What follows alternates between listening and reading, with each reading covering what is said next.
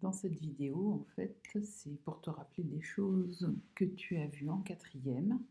Donc, un vecteur U, il a plusieurs représentants. Donc ici, le vecteur U, je l'ai mis à cet endroit puisque on l'introduit en considérant que c'est le vecteur AB.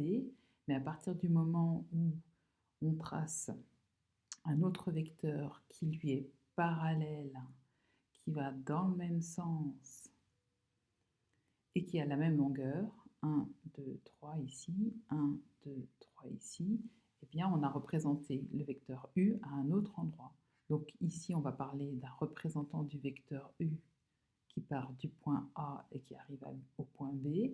Là on a un autre représentant du vecteur U qui part du point G et qui arrive au point G'.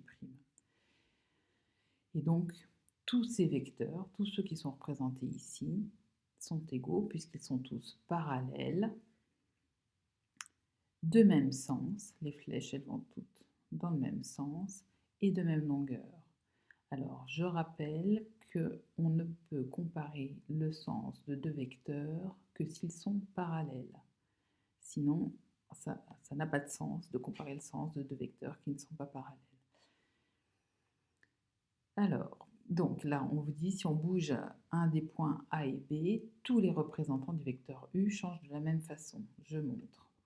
Je bouge le point B, je le mets là. Eh bien, tous les vecteurs U, puisqu'on doit avoir égalité, bougent exactement de la même façon, enfin, de façon à ce que ces vecteurs soient tous parallèles, de même sens, de même longueur.